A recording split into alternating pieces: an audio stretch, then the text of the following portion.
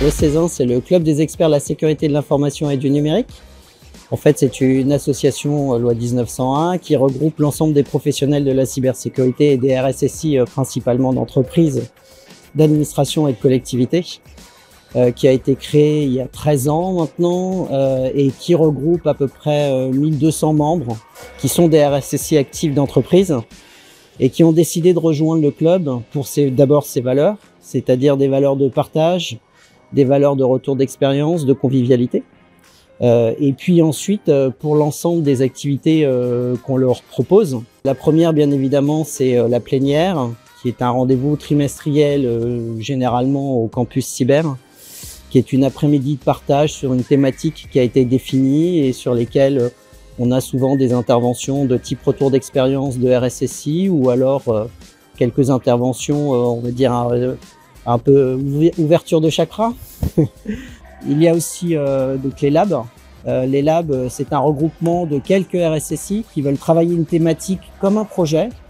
Donc ils se fixent comme objectif de pouvoir produire un livrable à destination des autres membres sur une période qui est normalement finie. Voilà. Même si on a certains labs qui durent depuis quelques années maintenant, puisque eh bien, on a énormément de livrables à produire. Et puis nous venons d'ouvrir 2 labs.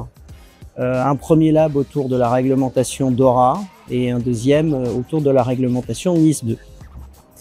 Au sein du club, on a également des accompagnements qu'on appelle un mentorat où des RSSI d'expérience essayent d'accompagner des jeunes RSSI débutants ou des RSSI débutants d'ailleurs.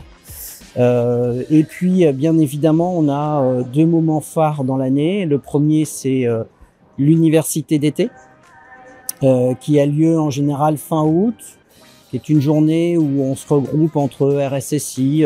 C'est un moment de convivialité principalement.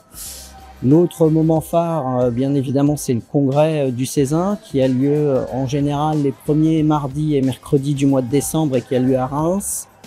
C'est en général entre 150 et 200 participants et pendant 2 jours, on se réunit pour réfléchir sur une thématique précise. Et puis il y a encore plein d'autres activités que je n'ai pas citées, mais comme des paroles d'experts par exemple, qui sont des interventions d'un expert très pointu sur une thématique très précise. Nous avons également la possibilité d'offrir à certaines startups de venir pitcher des RSSI, etc., etc. Bref, donc on a tout un parcours à proposer à nos membres. Pour 2025, en fait, j'ai effectivement fixé 3 objectifs. Alors, le CESIN avait d'ores et déjà entamé sa présence dans les régions avec quelques réunions qu'on a réussi à mettre en place, que ce soit dernièrement à Rennes, mais on a également été à Lille, à Saint-Étienne, à Nantes, du côté de Marseille, du côté de Toulouse. En revanche, effectivement, les RSSI ne sont pas tous positionnés à Paris, ils sont aussi partout sur le territoire. Donc j'ai à cœur qu'on aille à la rencontre de ces RSSI et que ces RSSI au sein d'un même territoire puissent se rencontrer également et puissent également échanger entre eux sur des thématiques qui ne sont pas nécessairement celles que l'on va étudier lors d'une plénière. Donc ça, c'est le premier objectif et donc c'est un objectif qui a été donné à Vincent Lefray, qui est administrateur également du conseil d'administration. Ensuite, comme je l'ai dit, c'est important pour nos RSSI de connaître un petit peu l'écosystème dans les autorités, des autorités, de la gendarmerie, de la police, du droit. Parce que parfois on se sent un peu seul quand on est victime d'une attaque cyber. Et donc j'ai effectivement demandé à Arnaud Martin d'être le vice-président du club en charge de cette activité-là. Et puis pour toujours aller chercher de la valeur, je pense que c'est aussi important et intéressant de regarder ce que font nos pairs RSSI dans l'écosystème en dehors de la France, que ce soit en Europe ou que ce soit en Asie ou que ce soit aux États-Unis. Et donc effectivement, j'ai demandé à Frank Van Keneggen de prendre en charge cette activité-là. Donc voilà mes 3 grands objectifs de l'année. L'actualité au niveau de la cybersécurité cette année, c'est d'abord une actualité réglementaire. Donc, puisque depuis le 17 janvier, DORA est en application, donc on a tous nos collègues des institutions financières qui travaillent dessus depuis très longtemps et qui vont pouvoir mesurer le travail qu'ils ont fait dès cette année. Et puis il y a évidemment NIS2. Alors NIS2, C'est une opportunité formidable pour un certain nombre de RSSI, parce qu'on voit bien que le nombre de sociétés qui vont passer NIS 2 vont se compter en milliers. L'autre sujet également qui peut nous préoccuper ou nous intéresser, c'est effectivement la rationalisation et la consolidation d'un certain nombre d'acteurs de la cyber, soit au sein de mêmes systèmes financiers, on peut penser bien évidemment à Thoma Bravo, et puis également dans nos activités métiers, finalement des acquisitions numériques qui font que notre chaîne de sous-traitants devient de plus en plus importante et de plus en plus longue.